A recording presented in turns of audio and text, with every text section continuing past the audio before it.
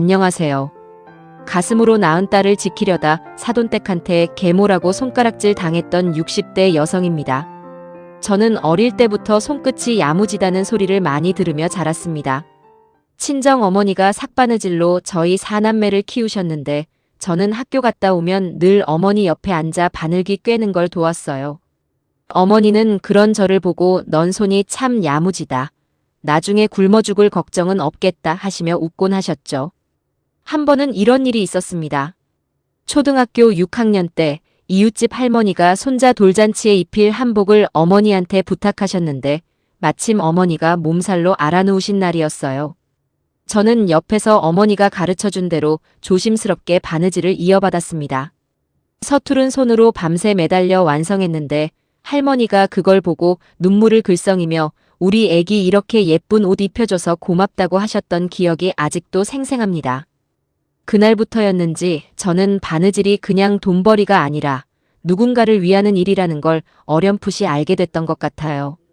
그렇게 자라서 25이 되던 해, 저는 시장 한켠에 조그맣게 수선집을 차렸습니다. 처음엔 손님도 몇 없고 월세 내기도 빠듯했지만 한 땀 한 땀 정성 들여 고쳐드리다 보니 입소문이 나기 시작했어요. 그 무렵 저는 같은 시장에서 정미소를 돕던 첫 남편을 만나 혼인을 했습니다. 조용하고 성실한 사람이었어요. 그런데 결혼한 지 3년도 안 돼서 남편이 퇴근길에 교통사고로 세상을 떠났습니다. 그날 밤 병원에서 남편 손을 붙잡고 저는 세상이 무너지는 줄 알았습니다. 아이도 없이 혼자가 된 저는 그때 29이었는데 장례를 치르고 나서도 한동안 정신을 못 차렸습니다. 동네에서는 저를 두고 청산과부가 됐다며 수군거리는 사람들도 있었는데 그런 시선이 싫어서 저는 더더욱 가게 문을 꼭 걸어 잠그고 일에만 파묻혀 지냈습니다.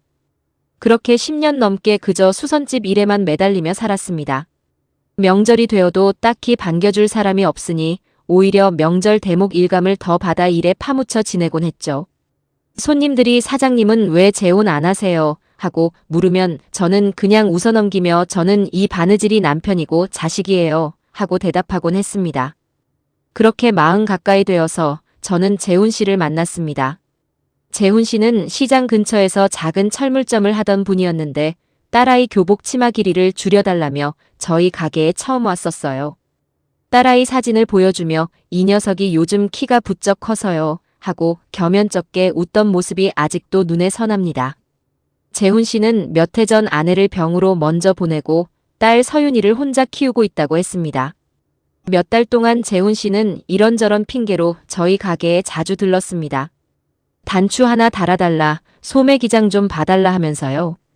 하루는 제가 지나가듯 애 옷은 왜 이렇게 자주 오세요? 하고 물으니 재훈 씨가 얼굴을 붉히며 실은 옷 때문이 아니라 사장님 뵈러 오는 거라고 솔직하게 말씀하시더군요. 저도 조용하고 다정한 재훈 씨한테 마음이 가더라고요. 그렇게 저희는 서로에게 조심스럽게 마음을 열었습니다. 재훈 씨를 만난 지 2년쯤 됐을 때 재훈 씨가 저한테 이렇게 말했습니다. 저는 당신이랑 남은 인생 함께하고 싶은데 서윤이한테는 제가 잘 얘기해 볼게요. 그 애도 언젠가는 이해해 줄 거예요. 저는 그 말을 듣고 걱정 반, 설렘 반으로 혼인을 결심했습니다. 저희 혼인식은 그리 크지 않게 근처 예식장을 빌려 조촐하게 치렀습니다.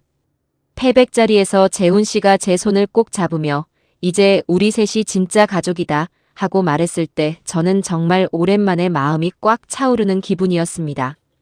다만 그 자리에 서윤이는 참석하지 않겠다고 고집을 부려 결국 이모 할머니 댁에 맡겨두고 저희끼리 식을 치러야 했습니다. 그 빈자리가 못 내 마음에 걸렸지만 저는 언젠가는 저 아이도 마음을 열어주겠지 하고 스스로를 다독였습니다. 문제는 역시 서윤이었습니다. 그때 서윤이는 11살이었는데 저를 처음 본 날부터 눈도 마주치지 않았어요. 첫 인사를 나누던 날 저는 서윤이 손이라도 잡아보려고 다가갔는데 서윤이는 제 손을 획 뿌리치며 아빠 뒤로 숨어버렸습니다. 재훈 씨가 서윤아 인사해야지 하고 다그쳐도 서윤이는 입을 꾹 다문 채 아무 말도 하지 않았습니다. 혼인신고를 하고 함께 살기 시작한 뒤에도 상황은 크게 다르지 않았습니다. 제가 밥을 해다 줘도 서윤이는 손도 안 대고 아빠가 없을 때는 저더러 아줌마라고만 불렀습니다. 한 번은 제가 서윤이 방을 청소해 주려고 들어갔더니 서윤이가 문 앞에 서서 이렇게 말하더군요. 아줌마 마음대로 제 방 들어오지 마세요. 저 아줌마 딸 아니에요. 또 한 번은 학교에서 소풍 준비물을 챙겨주려고 도시락통을 꺼냈는데 서윤이가 그 도시락통을 밀쳐내며 이러더군요. 저 원래 엄마가 싸주던 김밥 아니면 안 먹어요. 아줌마가 만든 거 필요 없어요. 저는 서윤이한테서 그 말을 들으며 순간 서운했지만 애써 웃으며 그래 그럼 오늘은 옆집 분식점에서 김밥 사다 줄게 하고 넘어갔습니다.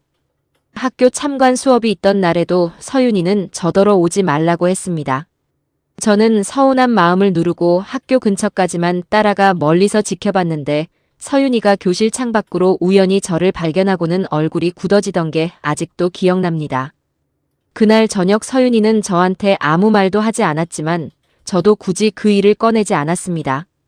중학교에 입학하고 얼마 안 됐을 때는 서윤이가 학교에서 돌아와 방문을 쾅 닫고 들어가 버린 적이 있었습니다. 나중에 알고 보니 반 친구 하나가 서윤이 도시락 반찬을 보고 그거 너희 새엄마가 싸준 거 아니냐. 진짜 엄마도 아니면서 하고 놀렸다는 겁니다. 서윤이는 그날 밤 늦게까지 방에서 나오지 않았습니다. 저는 그 얘기를 재훈 씨한테 전해 듣고 다음날 학교에 찾아가 담임 선생님을 뵈었습니다.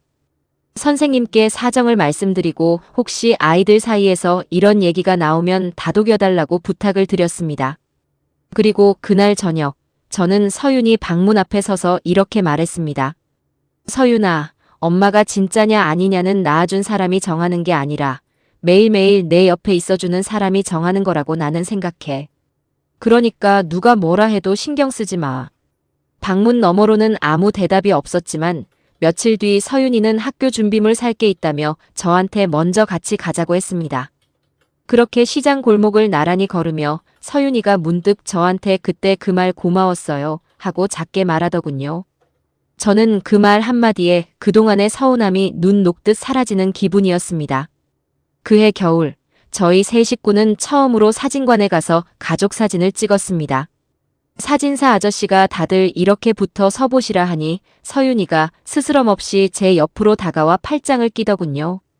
그 사진은 지금도 저희 집 거실 한가운데 걸려 있는데 볼 때마다 그날의 온기가 다시 느껴지는 것 같습니다. 저는 서윤이한테 뭔가를 강요하는 대신 그저 조용히 곁에서 할 수 있는 걸 했습니다. 서윤이가 좋아하는 밑반찬을 몰래 냉장고에 채워두고 다해진 책가방 끈을 눈에 안 띄게 몰래 박음질에 튼튼하게 고쳐두는 식으로요. 서윤이가 학교에서 체육복 치마가 뜯어져 왔을 때도 저는 아무 말 없이 그날 밤 새로 박음질을 해서 다음 날 아침 서윤이 방문 앞에 걸어뒀습니다. 서윤이는 그걸 보고도 고맙다는 말 한마디 없었지만 저는 그걸로 됐다 싶었습니다. 그렇게 반년 넘게 지났을 무렵 서윤이가 밤늦게 열이 펄펄 끓기 시작했습니다. 재훈 씨는 하필 지방 출장 중이었고 저 혼자 서윤이를 업고 병원 응급실로 뛰었습니다. 급성 맹장염이었는데 의사는 조금만 늦었어도 위험할 뻔했다고 응급수술을 서둘러야 한다고 했습니다. 저는 수술 동의서에 서명하는 손이 떨렸습니다. 다행히 수술은 잘 끝났지만 저는 밤새 병실 보호자 의자에 앉아 서윤이 곁을 지켰습니다. 수술이 끝나고 마취가 덜 풀린 서윤이가 이따금씩 끙끙 앓는 소리를 낼 때마다 저는 물수건으로 이마를 짚어주고 손발을 주물러줬습니다. 새벽녘 열에 들뜬 서윤이가 잠결에 제 손을 꼭 잡으며 엄마, 나 진짜 아파 하고 웅얼거리더군요. 저는 그 손을 놓지 않고 밤새 서윤이 이마를 닦아줬습니다.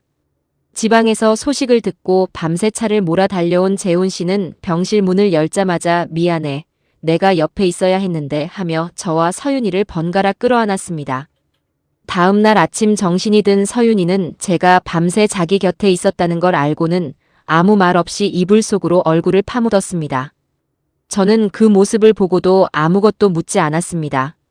그저 죽 한 그릇을 조용히 침대 옆에 놓아두고 나왔을 뿐이었죠. 그날 이후로 서윤이는 조금씩, 아주 조금씩 저한테 마음을 열기 시작했습니다. 퇴원하고 며칠 뒤 서윤이가 학교에서 돌아와 제게 처음으로 이렇게 물었습니다. 아줌마는 왜 바느질을 그렇게 잘해요? 저는 그 말을 듣고 하마터면 눈물이 날 뻔했습니다. 아직 엄마라고 부르진 않았지만 처음으로 저한테 먼저 말을 건네준 거였으니까요. 저는 서윤이한테 어릴 적 이야기를 들려주며 함께 반짓고리를 꺼내 단추 다는 법을 가르쳐줬습니다. 그로부터 몇 달이 더 지나 서윤이 생일이 다가왔습니다. 저는 그동안 눈여겨봐 뒀던 서윤이 취향대로 원피스 하나를 손수 지어줬습니다. 서윤이는 그 옷을 받아들고 한참을 말없이 만지작거리더니 작은 목소리로 이렇게 말했습니다. 엄마, 나 이거 진짜 마음에 들어요. 저는 그 말을 듣고 서윤이를 꼭 안아줬습니다. 그날 이후로 서윤이는 정말로 저를 엄마라고 부르기 시작했습니다. 그해 어버이날, 서윤이는 서투른 글씨로 편지 한 장을 써서 제 앞치마 주머니에 몰래 넣어뒀습니다. 편지에는 엄마 처음엔 미워해서 미안해요. 이제는 엄마가 진짜 우리 엄마 같아요. 하고 적혀 있었습니다. 저는 그 편지를 읽고 가게 뒤편에서 한참을 소리 죽여 울었습니다. 그때부터 저희는 정말 모녀지간처럼 지냈습니다. 함께 시장을 돌며 장을 보고 저녁이면 셋이 둘러앉아 밥을 먹는 평범한 일상이 저한테는 꿈만 같았습니다. 명절이면 서윤이가 저를 도와 전을 부치고 제 생일에는 서투른 글씨로 편지를 써주기도 했습니다. 재훈 씨는 그런 저희 모습을 볼 때마다 참 다행이라며 눈시울을 붉히곤 했습니다. 서윤이는 어릴 때부터 유독 몸이 약했는데 친할머니가 늘 한약을 다려 먹이곤 하셨답니다. 서윤이는 종종 저한테 할머니가 다려주신 그 쓴 한약이 나을 때마다 참 신기했다고 나중에 크면 자기도 그런 약을 짓는 사람이 되고 싶다고 말하곤 했습니다. 저는 그때마다 그래 우리 서윤이라면 충분히 될 수 있다고 진심으로 응원해줬습니다. 서윤이도 고등학교에 올라가서는 정말로 한의대 진학을 목표로 밤늦게까지 공부했습니다. 저는 야식으로 뭘 해줄까 물으면 서윤이는 늘 엄마가 해주는 건 다 맛있다며 웃었습니다. 수능을 며칠 앞둔 어느 밤엔 제가 서윤이 방에 살짝 들어가 어깨를 주물러 준 적이 있습니다.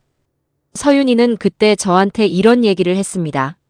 엄마, 나 어릴 때 할머니가 한약 다려주시면서 이 약은 아픈 사람 마음까지 낫게 해주는 거야 하셨거든요. 나도 그런 한의사가 되고 싶어요. 아픈 몸뿐만 아니라 마음까지 헤아려주는 사람이요. 저는 그 말을 들으며 우리 서윤이가 정말 좋은 한의사가 되겠구나 싶어 마음이 뭉클했습니다. 그리고 수능 보는 날 새벽 서윤이 도시락에 소고기 미역국 대신 정성껏 지은 찰밥을 눌러 담으며 저는 그저 우리 서윤이가 아프지 않고 시험 잘 보게 해달라고 마음속으로 몇 번이고 빌었습니다. 그런데 그 작은 꿈 하나가 훗날 서윤이를 얼마나 위험한 자리로 끌고 갈지는 그때는 전혀 알지 못했습니다. 마이너스. 세월이 흘러 서윤이는 정말로 한의대에 합격했습니다. 저와 재훈 씨는 그날 부둥켜 안고 얼마나 울었는지 모릅니다. 서윤이는 밤낮 없이 공부에 매달렸고 몇 년 뒤 정식으로 한의사 면허를 따냈습니다. 면허증을 받아들고 저희 집에 처음 인사 온 날 서윤이는 저한테 이 면허증 엄마 아니었으면 절대 못 땄을 거예요 하고 말했는데 저는 그 말이 얼마나 뿌듯했는지 모릅니다. 서윤이는 30이 되던 해 시내에 있는 한 한의원에 취직해 착실히 경력을 쌓아가고 있었습니다. 환자들 사이에서도 꼼꼼하고 친절하다는 평이 자자했고요. 그러던 어느 날 같은 병원 선배의 소개로 지훈이를 만나게 됐다고 하더군요. 몇 번의 만남 끝에 서윤이가 저희를 저녁 자리에 초대했습니다. 그 사람이 바로 지훈이었습니다. 지훈이네 집안은 그 동네에서 3대째 한의원을 운영해온 유서 깊은 집안이었는데 지훈이 아버지가 원장으로 계신 곳이었습니다. 지훈이는 경영학을 전공하고 작은 무역회사에 다니고 있었는데 아버지 한의원 경영도 조금씩 돕고 있다고 했습니다. 처음 만난 지훈이는 참 예의 바르고 다정해 보였습니다. 서윤이한테도 살뜰하게 대하고 저와 재훈 씨한테도 깍듯이 인사를 했습니다. 저희 집에 처음 인사 온 날 지훈이는 두 손 가득 과일이며 홍삼이며 챙겨와서는 어머님 아버님 저 잘 봐주세요 하고 넙죽 절까지 하더군요.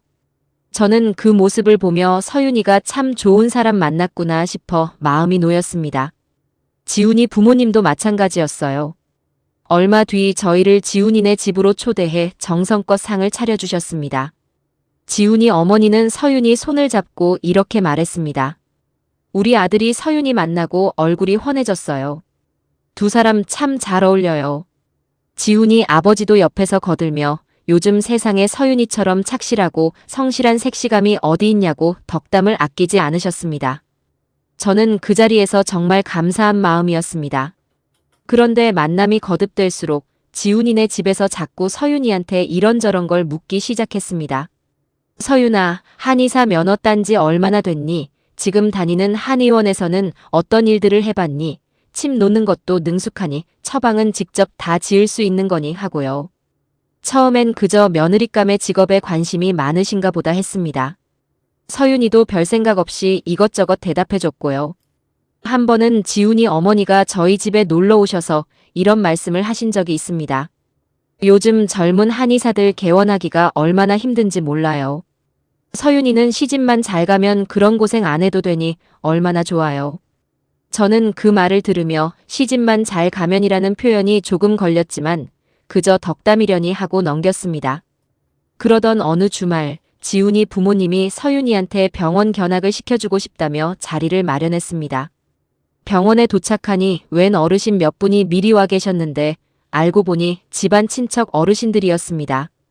지훈이 아버지는 서윤이한테 마치 시험이라도 보듯 이 환자 같은 경우엔 어떤 처방을 쓰겠니? 맥은 짚을 줄 아니? 하고 이것저것 물으셨습니다. 서윤이는 당황하면서도 차분히 대답했는데 나중에 저한테 그날 얘기하며 꼭 면접 보는 느낌이었어요. 하고 웃어넘겼습니다.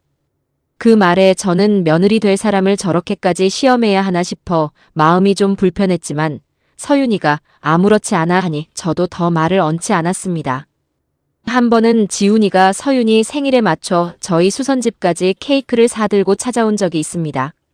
서윤이 몰래 저한테 어머님, 저 서윤이 진짜 많이 좋아해요. 결혼하면 정말 잘할게요. 하고 수줍게 말하던 모습이 아직도 기억에 남습니다. 저는 그 모습을 보며 이 청년은 진심이겠거니 싶어 마음을 놓았습니다. 지금 돌이켜보면 지훈이 개인은 정말 서윤이를 좋아했던 것 같습니다. 다만 자기 집안의 사정 앞에서 그 진심을 끝까지 지켜내지 못했을 뿐이었죠. 프러포즈도 참 인상적이었습니다. 지훈이는 서윤이가 좋아하는 한강 산책로에서 손수 꽃다발을 만들어와 무릎을 꿇었다고 하더군요. 서윤이는 그날 저희 집에 와서 반지를 보여주며 세상을 다 가진 것처럼 행복해했습니다. 저도 그 모습을 보며 이제 우리 서윤이가 정말 좋은 짝을 만났구나 안심했습니다. 그 무렵 지훈이네 집에 다니러 갔다가 지훈이 고모 되시는 분을 우연히 뵌 적이 있습니다. 고모님은 저희끼리만 있을 때 슬쩍 이런 말씀을 하셨습니다. 서윤 씨, 우리 오빠 병원 요즘 사정이 예전 같지 않아요. 시집 오면 마음 단단히 먹어야 할 거예요. 저는 그 말을 서윤이한테 전했는데 서윤이는 에이 고모님이 괜히 걱정이 많으신 거겠죠 하고 넘겼습니다. 저도 그때는 이미 상견례 날짜까지 다 잡힌 마당에 괜히 긁어부스럼 만들기 싫어서 더는 캐묻지 않았습니다. 그날 밤 저는 재훈 씨한테 고모님 말씀을 전하며 아무래도 우리가 서윤이 결혼 앞두고 너무 물러서 있는 거 아니냐고 물었습니다. 재훈 씨는 한참을 고민하다가 그래도 서윤이가 다 큰 어른이고 자기 인생 자기가 선택하는 건데 우리가 매번 나서서 이래라 저래라 하면 오히려 서윤이가 부담스러워할 수도 있다고 했습니다. 저는 그 말도 일리가 있다 싶어 다시 한번 마음을 눌러 참았습니다. 웨딩드레스를 고르러 갔던 날도 생각이 납니다. 서윤이가 몇 벌을 입어보며 저한테 엄마 이거 어때요? 하고 물을 때마다 저는 정말 오랜만에 근심 걱정 없이 딸 시집 보내는 엄마의 마음을 만끽했습니다. 그런 화창한 날들이 이어질수록 저는 제 안에 남아있던 작은 불안들을 하나둘 접어두게 됐습니다. 신혼집을 알아보러 다니던 무렵의 일도 기억납니다. 서윤이와 지훈이는 신혼집을 지훈이네 한의원 건물 바로 옆 오피스텔로 정했는데 지훈이 어머니가 그게 편하지 않겠냐며 적극 권하셨다고 합니다. 서윤이는 그때만 해도 시댁이랑 가까우면 저도 편하고 좋죠 하며 좋게만 생각했습니다. 그 말에 저는 순간 아니 신혼집을 왜 꼭 병원 바로 옆으로 정하나 싶었지만 그 정도는 그럴 수도 있겠거니 하고 넘겼습니다.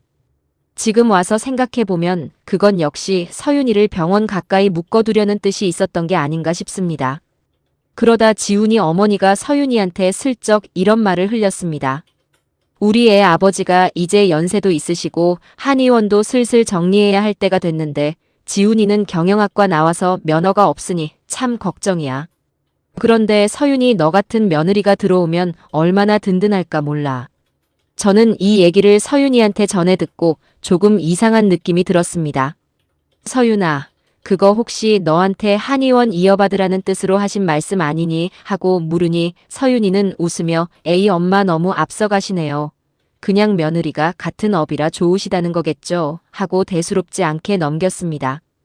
그 무렵 저는 시장에서 오래 알고 지낸 건어물 가게 아주머니한테서 지나가는 말로 이런 얘기를 들었습니다. 그 집 한의원 말이야. 요즘 손님이 예전 같지 않다고 하더라고. 원장님도 연세 있으신데 몸이 편찮으시다는 소문도 있고. 그 말도 저는 그냥 흘려들었습니다. 오래된 병원이니 그럴 수도 있겠거니 우리 집안일도 아닌데 뭘 그리 신경 쓰나 싶었거든요. 한 번은 지훈이 아버지 병원에 약재 납품하는 상인이 저희 수선집에 옷을 맡기러 온 적이 있었습니다. 이런저런 얘기 끝에 그분이 지나가듯 요즘 그 병원 결제가 좀 늦어져서 저희도 걱정이 많아요 하고 말씀하시더군요. 그 말에 순간 마음이 철렁했지만 장사하다 보면 그럴 때도 있으려니 하고 굳이 서윤이한테 옮기지는 않았습니다. 지금 생각해보면 그때 그 말들이 하나하나 다 신호였는데 저는 그저 좋은 게 좋은 거라며 넘기고 또 넘겼던 것 같습니다. 그해 봄 지훈이 아버지가 서윤이한테 서류 한 장을 내밀며 결혼 전에 미리 정리해두면 좋다며 사인을 받아갔습니다. 서윤이는 무슨 서류냐고 물으니 그냥 상견례 전에 집안끼리 형식적으로 주고받는 인사 서류라고 하시더랍니다. 서류가 여러 장이라 서윤이도 처음엔 좀 꼼꼼히 보려고 했는데 지훈이 아버지가 옆에서 아이고 별거 아니야. 나 좀 병원 가봐야 해서 그러니 빨리 좀 서명해 줄래? 하고 재촉하셔서 결국 자세히 읽어보지도 못하고 서명했다고 하더군요. 그 말에 저는 좀 꺼림칙했습니다. 서윤아, 그래도 서류는 꼼꼼히 읽고 사인해야지 하고 당부하니 서윤이는 엄마도 참 시아버지 될 뿐이신데 설마 이상한 걸 시키시겠어요? 하며 대수롭지 않게 넘겼습니다. 저도 그때는 서윤이 말이 맞겠거니 제가 너무 예민한 건가 싶어 더 이상 캐묻지 않았습니다. 지금 생각해보면 정식으로 상견례도 치르기 전에 그런 서류부터 받아가신 것 자체가 이상한 일이었는데 그때는 그저 좋은 게 좋은 거라고만 여겼습니다. 며칠 뒤 서윤이는 지훈이네 집에서 회계사라는 분과 함께 자리를 했다고 합니다. 지훈이 아버지가 서윤이한테 이분이 저희 병원 세무를 오래 봐주신 분이야. 결혼하면 앞으로 자주 뵐 거다 하고 소개했다는데 그 회계사분이 서윤이한테 이런저런 서류의 도장을 몇 개 더 받아가셨다고 합니다. 서윤이는 그날도 다들 웃는 얼굴로 화기애애하게 대해주시니 그냥 결혼 준비 절차의 하나겠거니 하고 넘겼다고 저한테 얘기했습니다. 저도 왜 이렇게 자꾸 도장 찍을 일이 많냐고 물었는데 서윤이는 원래 병원 관련 서류가 좀 복잡하다더라고요. 하며 대수롭지 않게 넘겼습니다. 그날 밤 저는 재훈 씨한테 요즘 좀 이상한 게 자꾸 걸린다고 털어놓았습니다. 재훈 씨는 잠시 생각하더니 그래도 서윤이가 다 큰 어른인데 우리가 너무 앞서서 걱정하는 것도 실례일 것 같다고 좀 더 지켜보자고 했습니다. 저도 그 말이 맞다 싶어 고개를 끄덕였지만 마음 한구석에 남은 찜찜함은 쉽게 가시지 않았습니다. 그 무렵 서윤이가 저희 집에 놀러와서 지훈이랑 나눴다는 대화를 들려준 적이 있습니다. 지훈이가 서윤이한테 결혼하면 어디서 살지, 서윤이 하던 일은 계속할 건지 물었다는데 서윤이가 저는 지금 다니는 한의원에서 몇 년 더 경력 쌓고 나중에 제 이름으로 작게라도 개원하고 싶어요 하니 지훈이가 그래 내가 하고 싶은 거 다 해. 내가 옆에서 도와줄게 했다고 합니다. 저는 그 얘기를 들으며 지훈이가 서윤이 꿈을 존중해주는 사람이구나 싶어 더욱 마음을 놓았습니다. 그런데 몇 주 뒤 지훈이 어머니가 집안 큰 행사가 있다며 서윤이를 초대한 적이 있습니다. 도착해보니 친척 어르신들이 여럿 모여 계셨는데 지훈이 어머니가 서윤이를 소개하며 이렇게 말씀하시더군요. 이번에 저희 병원 새 원장님 되실 분이에요 하고요. 아직 결혼도 하기 전이었는데 벌써 그렇게 소개하시니 서윤이도 조금 당황했다고 합니다. 그 자리에 있던 친척 한 분이 어머 벌써 원장님이세요 하고 덕담을 건네자 지훈이 어머니는 흐뭇하게 웃으며 그럼요. 우리 며느리 될 사람인데요 하고 대답하셨다고 합니다. 서윤이는 그 얘기를 저한테 전하며 좀 이상하지 않냐고 물었지만 저도 그때는 그저 시댁 어른들이 며느리 자랑하고 싶으신가 보다 하고 넘겼습니다. 예단을 준비하던 무렵에는 지훈이 어머니가 서윤이한테 이불이며 반상기며 이런 건 다 생략하고 그 대신 병원 진료실 리모델링 비용을 좀 보태주면 어떻겠냐고 물으신 적도 있습니다. 서윤이는 그때도 별 고민 없이 그러겠다고 했는데 저는 아무리 그래도 며느리 될 사람한테 시댁 병원 리모델링 비용까지 부담시키는 건 좀 심하다 싶어 서윤이한테 넌지시 말렸습니다. 서윤이는 엄마, 저 그 정도는 여유 있어요. 걱정 마세요. 하며 오히려 저를 안심시키려 했습니다. 그해 여름, 저희는 지훈이 가족과 함께 근교로 나들이를 간 적이 있습니다. 서윤이와 지훈이가 다정하게 손을 잡고 걷는 모습, 지훈이, 어머니가 서윤이 어깨에 양산을 씌워주는 모습을 보며 저는 정말 좋은 인연이구나 싶어 안심했습니다. 그날 저녁 식사 자리에서 다들 웃음꽃을 피우며 즐거운 시간을 보냈고 그런 훈훈한 시간들이 쌓이면서 저도 조금씩 걱정을 내려놓고 있었습니다. 가을 문턱의 상견례 자리도 무사히 치렀습니다. 양가 부모님이 다 함께 모여 덕담을 나누고 지훈이 아버지는 저와 재훈 씨한테 서윤이 같은 며느리 얻게 돼서 정말 든든하다며 술잔을 권하셨습니다. 저는 그날 정말 오랜만에 마음 편히 웃었던 것 같습니다. 그런데 상견례가 끝나고 화장실에 갔다 오는 길에 저는 우연히 지훈이 어머니와 지훈이 이모가 나누는 얘기를 살짝 듣게 됐습니다. 사부인 옷차림 보니까 딱 시장 사람이더라. 그래도 서윤이가 참하니 다행이지 하는 말이었습니다. 저는 순간 얼굴이 화끈거렸지만 애써 못 들은 척 자리로 돌아갔습니다. 그날은 그냥 넘겼지만 그 말이 며칠이 지나도 마음 한구석에 계속 남아 있었습니다.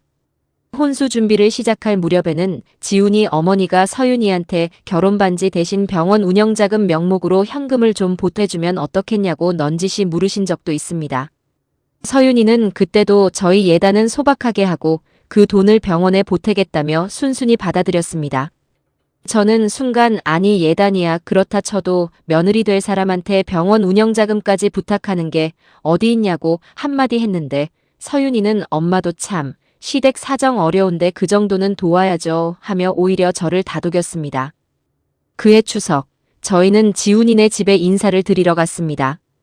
큰 한옥으로 지어진 한의원 건물이 참 웅장하더군요.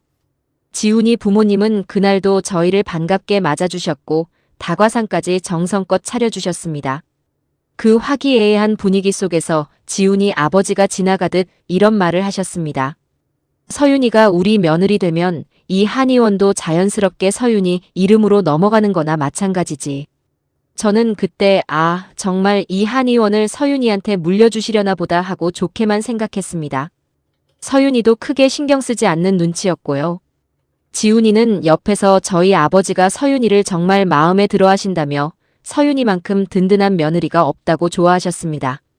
그날 저는 집으로 돌아오는 차 안에서 재훈 씨한테 우리 서윤이 정말 좋은 집안 만난 것 같다고 마음이 다 놓인다고 말했던 기억이 납니다. 결혼식이 가까워질수록 지훈이 어머니는 서윤이한테 자꾸 전화를 걸어 서류 처리를 서둘러야 한다고 재촉했습니다. 서윤아, 결혼식 전에 명예 이전 절차 다 끝내놔야 하니까 이번 주 안에 시간 내서 도장 몇 개만 더 찍자. 서윤이는 요즘 진료 스케줄이 빡빡해서 힘들다고 하면서도 결국 짬을 내어 몇 번 더 지훈이네 집에 다녀왔습니다. 저는 그 얘기를 들을 때마다 왜 이렇게 서류 처리할 게 끝도 없이 나오나 싶어 마음이 편치 않았지만 서윤이가 힘들어하는 걸 보며 더 캐묻지 못하고 그저 지켜만 봤습니다. 그 조용하고 훈훈했던 추석날 저녁이 몇 달 뒤 벌어질 일에 비하면 얼마나 평화로운 순간이었는지 그때는 미처 알지 못했습니다. 결혼식 날짜가 2달 앞으로 다가온 어느 주말이었습니다. 서윤이가 혼수 준비를 도와달라며 저를 자기 집으로 불렀습니다. 옷장 정리를 도와주다가 저는 서윤이가 예전에 서명했다던 그 서류의 사본을 우연히 발견했습니다. 서류철 맨 아래 다른 혼수 견적서들 사이에 끼어 있더군요. 별 생각 없이 펼쳐봤는데 제목이 동원민 명의 등록 합의서였습니다. 저는 서윤아 이거 그때 그 서류 아니니 하고 물으며 함께 내용을 읽어내려갔습니다. 처음 몇 줄은 그냥 흔한 계약서 문구려니 했는데 읽어내려갈수록 손끝이 점점 차가워지는 걸 느꼈습니다. 창밖으로 해가 뉘엿뉘엿 지고 있었는데 방 안 공기마저 갑자기 서늘해진 것 같았습니다. 읽어갈수록 저는 온몸이 서늘해졌습니다. 서윤이가 결혼과 동시에 지훈이네 한의원의 대표원장으로 명예 등록을 하되 실제 운영과 수익 배분은 지훈이 부모님이 정한 별도 규정을 따른다는 조항이 있었습니다. 서윤이는 면허만 빌려주는 셈이고 정작 병원 운영에 대한 권한은 하나도 없는 구조였습니다. 더 놀라운 건 그 다음 조항이었습니다. 한의원 건물에 걸려있는 대출금과 세금 체납분에 대한 법적 책임을 대표원장인 서윤이가 지도록 되어 있었습니다. 저는 그 자리에서 서류를 든 손이 부들부들 떨렸습니다. 서윤아, 이거 너 알고 사인한 거니? 하고 물으니 서윤이도 그 조항은 처음 본다며 얼굴이 새하얗게 질렸습니다. 그날 저녁 퇴근하고 돌아온 재훈 씨한테 이 사실을 알리니 재훈 씨도 서류를 몇 번이고 다시 읽어보며 낯빛이 하얗게 질렸습니다. 재훈 씨는 한참 만에 이렇게 말했습니다. 이거 우리가 서윤이 결혼시키는 게 아니라 빚쟁이 집에 서윤이를 담보로 넣는 꼴이잖아. 절대 이대로 넘어가면 안 되겠어. 저는 재훈 씨의 그 단호한 표정을 보며 우리 셋이 함께라면 이 일을 헤쳐나갈 수 있겠다는 확신이 들었습니다. 서윤이는 그날 바로 지훈이에게 전화를 걸어 따졌습니다. 오빠, 이 서류 뭐야? 나 이런 거 알고 사인한 거 아닌데. 지훈이는 처음엔 뭔가 오해가 있는 것 같다며 얼버무렸습니다. 아니 서윤아, 그거 별거 아니야. 우리 아버지가 알아서 다 처리하실 거야. 걱정하지 마. 서윤이가 그럼 지금 당장 만나서 얘기하자고 하니 지훈이는 이번 주는 아버지가 바쁘시다며 자꾸 자리를 미뤘습니다. 결국 서윤이가 며칠을 더 채근한 끝에 지훈이네 부모님과 자리를 잡았습니다. 그런데 첫 만남에서는 이렇다 할 결론이 나지 않았습니다. 지훈이 아버지는 서윤아, 그건 그냥 만일을 대비한 형식적인 조항이야. 실제로 그럴 일 없을 거다 하며 대충 넘어가려 했고 서윤이가 그럼 그 조항을 아예 빼달라고 요구하자 이번엔 지훈이 어머니가 나서서 지금 결혼을 코앞에 두고 이런 걸로 서류를 다시 뜯어고치자고 하면 어른들 보기에 얼마나 모양이 빠지겠니 하며 얼버무렸습니다. 그날은 결국 서로 언성만 조금 높아진 채 흐지부지 끝나고 말았습니다. 그 사이 지훈이는 서윤이한테 여러 번 전화를 걸어왔습니다. 서윤아, 제발 우리 아버지 입장도 좀 생각해줘. 지금 이거 아니면 진짜 병원 문 닫게 생겼어. 너 하나 조금만 참아주면 다 해결되는 일이잖아. 서윤이는 그 전화를 받을 때마다 마음이 흔들리기도 했다고 나중에 저한테 털어놨습니다. 사랑하는 사람인데 그 사람 집안이 정말 힘들다는데 이렇게까지 매몰차게 굴어도 되는 걸까 싶었다고요. 저는 그런 서윤이한테 이렇게 말해줬습니다. 서윤아, 그 사람 아버지 사정 딱한 건 나도 알아. 근데 그 딱한 사정을 해결하는 방법이 왜 하필 내 이름으로 빚을 떠안는 거니? 진짜 너를 위한다면 다른 방법을 찾아야지 너한테 희생을 강요하는 게 사랑은 아니잖아. 서윤이는 그 말을 듣고 한참을 말없이 창밖만 바라봤습니다. 저는 그 얘기를 전해 듣고 정말 어이가 없더라고요. 명의만 빌려준다는 말은 결국 서윤이한테 법적 책임만 다 떠안기고 실제 권한은 하나도 안 주겠다는 뜻이었으니까요. 저는 서윤이한테 이건 그냥 넘어갈 일이 아니다. 이번엔 나랑 아버지도 같이 가서 확실히 짚고 넘어가야 한다고 말했습니다. 그리고 문득 그 전에 회계사분과 함께 서명했다던 서류들도 다시 한번 확인해봐야 하지 않겠냐는 생각이 들었습니다. 서윤이가 그 서류들 사본을 다시 찾아보니 역시나 비슷한 조항들이 여러 장에 걸쳐 나눠 담겨 있었습니다. 한 장만 봐서는 대수롭지 않아 보이게 하지만 다 모아놓고 보면 결국 하나의 큰 그림이 되도록 나눠서 서명을 받아온 것이었습니다. 그 전에 저는 지훈이한테 따로 전화를 걸어본 적이 있습니다. 지훈아, 나는 자네가 진심으로 서윤이를 좋아한다고 믿고 싶어. 그런데 지금 이대로 가면 서윤이 인생에 평생 남을 상처가 될 수도 있어. 자네가 정말 서윤이를 아낀다면 부모님한테 이 조항은 안 된다고 자네가 먼저 말씀드려야 하지 않겠니? 지훈이는 한참 동안 말이 없다가 어머님 죄송합니다. 저도 노력하고 있어요. 하고 힘없이 대답할 뿐이었습니다. 저는 그 대답에서 이미 지훈이 혼자서는 이 상황을 바꿀 수 없겠다는 걸 직감했습니다. 그 며칠 사이 서윤이는 우연히 예전 대학 동기한테 연락이 닿았는데 그 동기가 지나가듯 이런 말을 흘렸다고 합니다. 너 지훈 씨네 집이랑 결혼한다며 거기 예전에 다른 자리 있었는데 파토 났다는 얘기 들었어. 서윤이가 놀라서 자세히 물으니 몇 해 전에도 지훈이네 집안이 다른 여자 한의사를 며느리감으로 소개받았다가 비슷한 이유로 파혼했다는 소문이 있었다고 했습니다. 서윤이는 그 얘기를 듣고 손이 다 떨렸다고 하더군요. 자기가 처음이 아니라 면허 있는 한의사 며느리감을 구하는 시도가 반복돼 왔다는 뜻이었으니까요. 그 무렵 저는 도저히 일이 손에 잡히지 않아 가게 문을 닫아 걸고 멍하니 앉아있던 적이 많았습니다. 그 모습을 보고 옆 가게 떡집 아주머니가 무슨 일 있냐고 물으셨는데 저는 저도 모르게 그동안 있었던 일을 다 털어놓고 말았습니다. 아주머니는 제 손을 잡으며 잘 생각했어요. 자식 앞길에 빚 얹어주는 시댁이 어디 있어. 그런 집엔 안 보내는 게 맞아 하고 다독여 주셨습니다. 그 말 한마디에 저는 마음이 한결 놓였습니다. 시장통에서 오래 알고 지낸 이웃들의 그런 따뜻한 말 한마디 한마디가 그 시기 저희 가족한테 큰 힘이 되어줬습니다. 서윤이는 그 대학 동기한테 부탁해 예전에 파혼했다는 그 한의사분의 연락처를 어렵게 수소문했습니다. 조심스럽게 전화를 걸어 사정을 설명하니 그분은 오히려 잘 연락했다며 자기가 겪었던 일을 자세히 들려줬습니다. 저도 그때 거의 똑같은 서류에 사인할 뻔했어요. 다행히 저희 오빠가 법쪽 일을 해서 미리 걸러줬죠. 그 집 아드님은 착한데 부모님이 문제예요. 그 얘기를 듣고 서윤이는 그제야 이게 자기 혼자만의 불운이 아니라는 걸 분명히 확인할 수 있었습니다.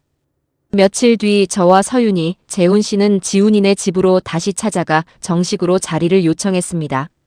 지훈이 부모님은 저희를 보자마자 표정이 싹 바뀌었습니다. 지훈이 어머니가 먼저 입을 열었습니다. 아니 서윤아, 이제 와서 왜 이래. 그깟 서류 하나 가지고 사람을 이렇게 몰아세우니. 어차피 결혼하면 다 한 가족인데 내 거가 어디 있어. 서윤이가 그럼 왜 저한테 법적 책임만 지우고 운영권은 안 주시는 거냐고 따지자 지훈이 어머니는 오히려 목소리를 높였습니다. 아니 서윤아, 그게 뭐가 문제야. 며느리가 시댁병원 대표로 이름 올리는 게 뭐가 그렇게 억울한 일이니. 요즘 세상에 시집와서 그 정도도 못 해주겠다는 게 더 이상한 거 아니야? 서윤이는 참지 않고 다시 물었습니다. 그럼 저 말고 예전에 다른 분이랑도 이런 얘기 오갔었다면서요? 그분은 왜 파혼하신 건데요? 지훈이 부모님은 그 말에 잠시 당황한 기색을 보였지만 이내 지훈이 아버지가 그건 그쪽 집안 사정이었고 우리랑은 상관없는 일이다 하고 말을 돌렸습니다. 그때 마침 안쪽 방에서 지팡이를 짚은 노인 한 분이 소란한 소리를 듣고 나오셨습니다. 지훈이 할아버지, 그러니까 이 한의원을 처음 세우신 분이었습니다. 대체 무슨 일이냐고 물으시더니 서윤이가 들고 있던 서류를 받아 찬찬히 읽어내려 가셨습니다. 한참 만에 할아버지는 안경을 벗으며 낮은 목소리로 아들 내외를 나무라셨습니다. 너희들 이게 무슨 짓이냐? 내가 평생 일군 병원을 이런 식으로 남의 인생 담보 잡아서 지키라고 한 적 없다. 이 아이가 무슨 죄가 있다고. 지훈이 아버지는 아버지, 그게 아니라 다 애들 잘 되라고 하며 얼버무리려 했지만 할아버지는 단호했습니다. 잘 되긴 뭐가 잘 돼. 남의 집 귀한 딸 데려다가 빚 떠안기는 게 어떻게 잘 되는 일이야. 저는 그 순간 할아버지의 그 한마디가 얼마나 큰 위로가 됐는지 모릅니다. 적어도 이 집안 모두가 다 그런 생각은 아니었다는 걸 알 수 있었으니까요. 하지만 지훈이 어머니는 시아버지 앞에서도 물러서지 않았습니다. 아버님도 참, 지금 이 상황에서 그런 말씀이 무슨 도움이 되세요. 병원 문 닫게 생겼는데 다들 강 건너 불구경하듯 하시니. 그 말에 저는 정말 소름이 끼치더라고요. 저는 그 자리에서 참지 못하고 나섰습니다.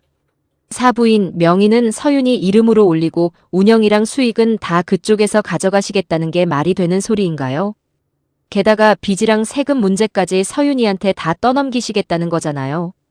이게 벌써 두 번째라니 이게 어떻게 정당한 요구예요. 그러자 지훈이 아버지가 이렇게 대답하더군요. 사부인 냉정하게 말해서 서윤이가 여기까지 온 게 다 우리 집안 덕이라고 생각 안 하십니까? 계모 밑에서 자라내치고 이 정도 자리 얻은 것도 어디예요. 우리 아들이랑 결혼해서 이 정도 규모 한의원 사모님 소리 듣게 된 게 어디 흔한 일인 줄 아세요? 그 정도는 감수해야죠. 저는 그 말을 듣고 속에서 열불이 나더라고요. 서윤이가 자기 힘으로 한의대 나오고 면허 딴 걸 마치 자기 집안이 베풀어준 은혜인 것처럼 말하는 게 기가 막혔습니다. 지훈이 아버지는 이어서 이렇게도 말씀하셨습니다. 그리고 이제 와서 이런 걸로 파혼하면 그동안 오간 예단이며 예물이며 다 돌려받을 생각도 하지 마세요. 위약금까지 청구할 수도 있는데 저희가 좋게 넘어가려고 하는 거니까 서윤이도 적당히 하는 게 좋을 겁니다. 그 말에 저는 이제는 아예 협박까지 하시는구나 싶어 기가 막혔습니다. 서윤이는 눈 하나 깜짝하지 않고 대꾸했습니다. 위약금이요? 그럼 저도 이 서류 들고 변호사 찾아가서 상담받아 볼게요. 결혼을 빌미로 면허랑 재산상 이득을 취하려 한 정황으로 문제 삼을 수 있다고 하더라고요. 그리고 이게 처음이 아니라는 것도 이미 확인했고요. 어느 쪽이 더 곤란해질지는 두고 보면 알겠죠. 제가 그럼 애초에 서윤이를 며느리로 원한 이유가 서윤이라는 사람이 아니라 그 면허 하나였다는 거냐고 물으니 지훈이 어머니가 저를 쳐다보며 이렇게 쐐기를 박았습니다. 그리고 하나 더 말씀드리자면 결혼식 날 혼주석에 계모님이 앉아 계시는 건 저희 집안 체면상 좀 곤란해요. 어차피 친어머니도 아니신데 그날은 그냥 뒤에서 조용히 지켜봐 주시는 게 어떨까요? 저희 집안 어른들도 오시는데 이런 부분은 이해해 주셔야죠. 저는 그 순간 상견례 날 화장실 앞에서 들었던 그 말, 시장 사람이더라 하던 그 말이 다시 귓가에 울리는 것 같았습니다. 결국 이 집안은 처음부터 저를 그리고 저희 가족 전체를 그런 눈으로 보고 있었던 겁니다. 손이 부들부들 떨렸지만 애써 참았습니다. 대신 서윤이가 먼저 나서서 소리쳤습니다. 지금 뭐라고 하셨어요? 저를 이 자리까지 키워주신 분이 저희 엄마예요. 저 낳아주신 친엄마 못지않게, 아니 그 이상으로 저를 키워주신 분이시라고요. 그런 분을 혼주석에도 못 앉게 하시겠다는 게 지금 무슨 말씀이세요? 지훈이 어머니는 물러서지 않았습니다. 서윤아, 너도 참 답답하다. 결혼이 뭐 좋아서만 하는 거니? 다들 조건 보고 하는 거지. 우리 집도 너 데려오면서 너희 집 사정 다 알고도 눈 감아준 거야. 그런데 이제 와서 이런 걸로 트집 잡으면 우리도 곤란해. 저는 그 말을 듣고 재훈 씨 얼굴을 쳐다봤습니다. 재훈 씨도 그동안 참았던 화를 누르지 못하고 목소리를 높였습니다. 사돈어른, 지금 그 말씀은 저희 서윤이를 무슨 물건 취급하시는 것 같습니다. 저희 서윤이가 부족한 게 뭐가 있다고 이런 대접을 받아야 합니까? 자식 키우면서 이런 소리 들을 줄은 정말 몰랐습니다. 재훈 씨는 이어서 이렇게도 말했습니다. 그리고 저는 계모라는 말씀도 참 듣기 거북합니다. 제 아내가 서윤이를 어떻게 키웠는지 지켜본 사람으로서 말씀드리는데 낳은 정보다 기른 정이 더 무섭다는 말도 있습니다. 서윤이가 여기까지 온 건 저희 집안 덕이 아니라 서윤이 본인 노력과 제 아내의 정성 덕분입니다.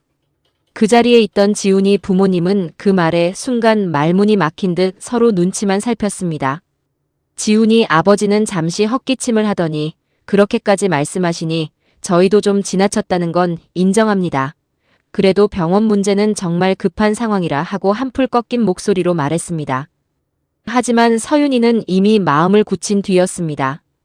지훈이는 그 자리에서 아무 말도 못하고 눈치만 보고 있었습니다.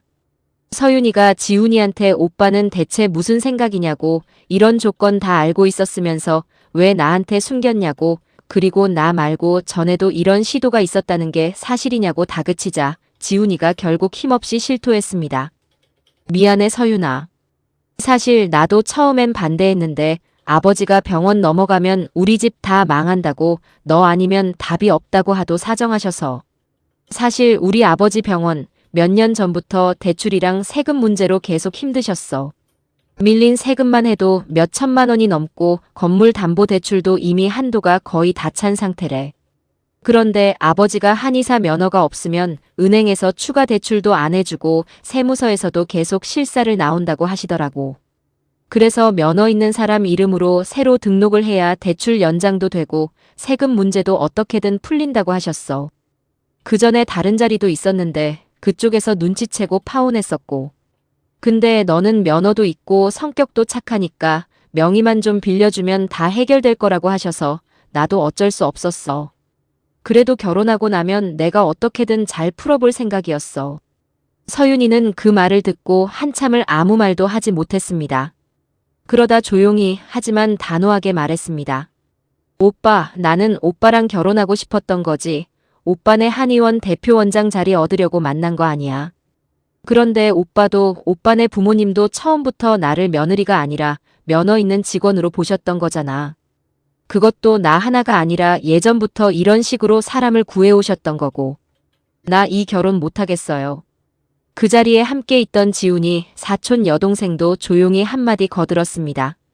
큰어머니, 저도 이건 좀 아닌 것 같아요. 언니가 그동안 저희 집에 얼마나 잘해줬는데 이런 식으로 이용만 하시는 건 너무하잖아요.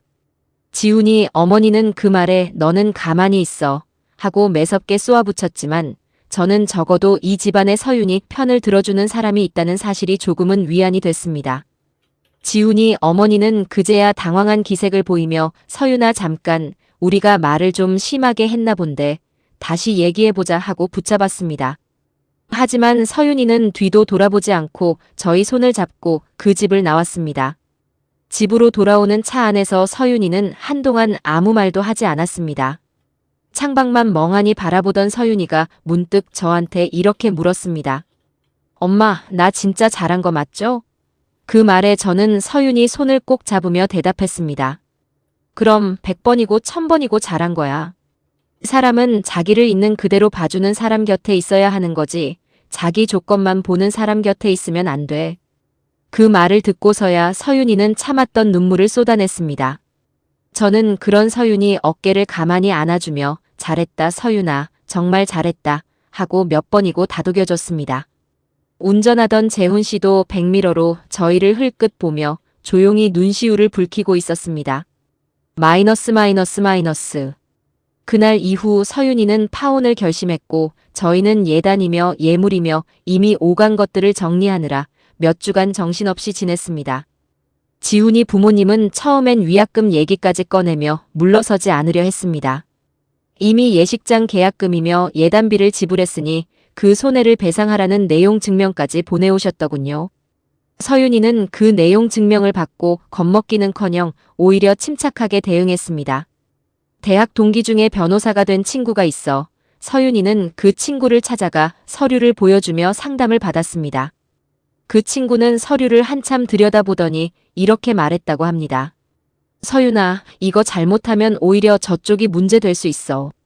명의만 빌려서 부채 책임까지 지우는 구조는 결혼을 빌미로 재산상 이득을 취하려 한 정황으로 볼 수도 있거든. 게다가 예전에도 비슷한 시도가 있었다는 게 확인되면 반복적인 의도가 있었다는 정황까지 더해지는 거고. 서윤이는 그 조언을 듣고 나서야 마음이 조금 놓였다고 합니다. 그 친구의 도움으로 내용을 정리해 지훈이 부모님 쪽에 정식으로 답변을 보냈는데 위약금을 요구하시려면 먼저 저 서류에 대해 해명하셔야 할 것 같다는 문장 하나로 정리했다고 하더군요. 그제야 지훈이네 쪽에서도 더는 위약금 얘기를 꺼내지 않고 조용해졌습니다. 지훈이네 한의원 사정은 그 뒤로 동네에 아름아름 소문이 났다고 합니다. 며느리 될 사람 면허만 노리고 서류까지 꾸몄다는 이야기가 그것도 이번이 처음이 아니라는 이야기까지 더해져 돌면서 오랫동안 쌓아온 동네 평판도 예전 같지 않아졌다고 들었습니다. 저희 수선집에 오시는 손님 한 분도 어느 날 지나가듯 거기 한의원 며느리 드리는 방식이 좀 이상하다는 얘기 들었어요 하고 물으신 적이 있었는데 저는 그저 웃으며 그런 얘기가 있나 보네요 하고 넘겼습니다. 결국 대출과 세금 문제는 지훈이 부모님이 병원 규모를 줄이고 층 일부를 세놓는 선에서 스스로 해결했다고 하더군요. 그 뒤로 지훈이 할아버지가 서윤이한테 딱 한 번 전화를 주신 적이 있다고 합니다. 미안하다. 내가 며느리 자식 단속을 제대로 못해서 아까운 사람 놓쳤다. 부디 좋은 사람 만나 잘 살아라. 서윤이는 그 전화를 받고 한참을 울었다고 했습니다. 적어도 그 집안에 서윤이를 진심으로 아껴준 사람이 있었다는 사실이 서윤이 마음을 조금은 덜어준 것 같았습니다. 서윤이는 그 뒤로 한동안 많이 힘들어했습니다. 좋은 사람인 줄 알았던 사람한테 자기 존재 자체가 아니라 면허증 하나로만 취급받았다는 사실이 쉽게 아물지 않는 상처였던 것 같아요. 다니던 한의원에도 며칠 휴가를 냈는데 원장님께 사정을 말씀드리니 원장님도 그런 나쁜 사람들 만나서 얼마나 놀랐겠냐며 며칠 푹 쉬라고 배려해 주셨다고 합니다. 그 며칠 동안 서윤이는 저희 집에 와서 지냈는데 밥도 잘 못 먹고 밤마다 잠을 설치며 뒤척이는 소리가 옆방까지 들렸습니다. 저는 그럴 때마다 서윤이 곁에 가만히 있어주는 것밖에 해줄 수 있는 게 없었습니다. 밥그릇을 방문 앞에 놓아두고 서윤이가 먹든 안 먹든 그저 조용히 기다려주거나 밤이면 조용히 방문을 열어 이불을 다시 덮어주고 나오는 것뿐이었죠. 그러던 어느 주말 저는 서윤이를 데리고 바람이라도 쐬자며 근교 저수지로 나들이를 나갔습니다. 서윤이는 처음엔 별말이 없었지만 물가에 나란히 앉아있다가 문득 저한테 이렇게 물었습니다. 엄마, 나 진짜 사람 보는 눈 없는 거죠? 저는 서윤이 손을 꼭 잡으며 아니야, 사람을 믿었던 게 죄는 아니야. 진짜 잘못한 사람은 처음부터 너를 이용하려고 했던 그 사람들이지 너는 아니야 하고 말해줬습니다. 그렇게 두어 달이 지난 어느 날 서윤이가 불쑥 저한테 이렇게 말했습니다. 엄마, 나 그때 11살 때 엄마 처음 만났을 때 기억나요? 나 진짜 아줌마한테 못되게 굴었잖아요. 그런데 엄마는 한 번도 나 포기 안 했잖아요. 나도 이번 일 엄마처럼 포기 안 하고 다시 일어서 볼래요. 저는 그 말을 듣고 눈물이 왈칵 쏟아졌습니다. 서윤이가 조금씩 다시 일어서기 시작한 게 그날부터였던 것 같습니다. 서윤이는 몇 년간 모아둔 돈과 저와 재훈 씨가 보태준 얼마 안 되는 돈을 합쳐 시장 근처 조그만 자리에 자기 이름을 건 한의원을 열기로 결심했습니다. 준비하는 몇 달 동안 서윤이는 정말 바쁘게 뛰어다녔습니다. 인테리어 업체를 알아보고 개원 허가 서류를 직접 챙기고 밤에는 진료 계획을 세우느라 늦게까지 불을 켜두곤 했습니다. 저도 틈틈이 서윤이를 도와 진료실 커튼이며 방석을 손수 만들어줬습니다. 서윤이는 그걸 보고 역시 우리 엄마 솜씨는 최고라며 오랜만에 환하게 웃었습니다. 개원식 날 서윤이는 저와 재훈 씨 손을 꼭 잡고 이렇게 말했습니다. 엄마, 아빠, 저 이제 진짜 제 힘으로 시작해요. 누구 덕도 아니고 누구 눈치도 안 보고요. 저는 그날 서윤이가 걸어놓은 간판을 올려다보며 정말 대견하고 자랑스러웠습니다. 시장 이웃 상인들도 다들 화환을 보내주며 첫날부터 축하해줬는데 그 모습을 보며 저는 서윤이가 이 시장 통해서 정말 저처럼 뿌리내리고 살아가겠구나 싶어 마음이 뭉클했습니다. 개원하고 처음 몇 달은 사실 손님이 많지 않아 서윤이가 속으로 마음고생을 많이 했습니다. 하루는 하루 종일 손님이 2명뿐이었다며 힘없이 저희 집에 들른 적도 있었어요. 저는 그럴 때마다 서윤이한테 처음 이 수선집 차렸을 때 나도 몇 달을 손님 없이 버텼다. 그래도 한 땀 한 땀 정성 들이다 보면 사람들이 알아준다 하고 다독여줬습니다. 그러던 어느 날 동네에서 오래 무릎을 앓던 어르신 한 분이 서윤이 한의원에 찾아와 침을 맞고 한결 몸이 편해졌다며 고맙다는 인사를 전하고 가셨다고 합니다. 그날 이후로 입소문을 타기 시작하면서 서윤이 한의원도 조금씩 자리를 잡아갔습니다. 서윤이는 그날 저녁 저한테 전화해서 엄마, 나 오늘 진짜 뿌듯했어요.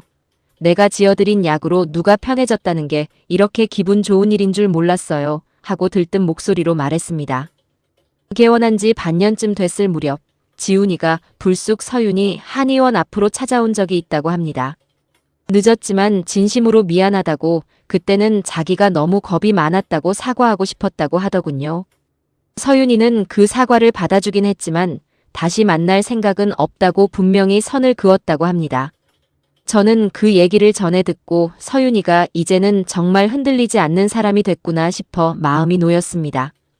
요즘 서윤이는 작지만 알찬 한의원을 꾸려가며 하루하루를 보내고 있습니다. 환자들 사이에서도 젊은 원장님이 참 꼼꼼하고 친절하다고 소문이 나서 개원한 지 얼마 안 됐는데도 제법 자리를 잡아가고 있습니다. 가끔 저희 수선집에 들러 점심을 같이 먹고 가는데 그때마다 서윤이는 엄마 아니었으면 저 그때 그 사람들 말에 넘어가서 평생 이용만 당하고 살 뻔했어요. 하고 말합니다. 얼마 전에는 서윤이가 새로 만난 사람이 있다며 저희를 소개해줬는데 이번엔 서윤이가 먼저 저한테 이렇게 말하더군요. 엄마, 이번엔 제가 먼저 확인했어요. 이 사람 우리 엄마 아빠한테도 진심으로 잘하는지 저를 있는 그대로 봐주는지요. 그 말에 서윤이가 정말 많이 단단해졌구나 싶어 마음이 놓였습니다. 지난 추석에는 서윤이 한의원 개원 1주년을 겸해서 저희 셋이 오랜만에 근사한 식당에서 저녁을 먹었습니다. 재훈 씨는 그 자리에서 술 한 잔을 기울이며 이런 말을 했습니다. 여보, 나는 가끔 그때 우리가 그 서류를 못 보고 넘어갔으면 어쩔 뻔했나 싶어 아찔해. 서윤이가 그 옆에서 아빠, 그건 다 엄마 덕분이에요. 엄마가 그때 그 서류 발견 못했으면 저 지금 어떻게 됐을지 몰라요 하며 제 손을 꼭 잡아줬습니다. 저는 요즘도 매일 아침 수선집 문을 엽니다. 나이가 드니 예전만큼 손이 빠르진 않지만 손님들은 여전히 제 바느질 솜씨를 믿고 찾아와 주십니다. 그리고 가끔 서윤이가 진료 짬을 내어 저희 가게에 들러 어깨를 주물러주고 가는데 그럴 때마다 저는 정말 이 세상에서 가장 큰 복을 받은 사람 같다는 생각이 듭니다. 서윤이가 11살 때 저를 밀어내며 아줌마 딸 아니라고 하던 그날부터 며느리 면허만 노리던 사람들 앞에서 우리 엄마예요 하고 당당히 외치던 그날까지 참 먼 길을 함께 걸어온 것 같습니다. 그 길고 긴 시간 동안 제가 배운 건 가족은 핏줄로만 완성되는 게 아니라 매일매일 서로를 선택하는 마음으로 완성된다는 것이었습니다. 돌이켜보면 진짜 가족이라는 건 상대가 나한테 뭘 해줄 수 있는지가 아니라 있는 그대로의 나를 봐주는 사람이 아닐까 싶습니다. 저도 서윤이를 처음 만났을 때 아무 조건 없이 그저 함께하고 싶었던 것처럼요. 여러분도 혹시 곁에 있는 사람이 나를 있는 그대로 봐주고 있는지 한 번쯤 돌아보셨으면 좋겠습니다. 지금까지 제 이야기 들어주셔서 감사합니다.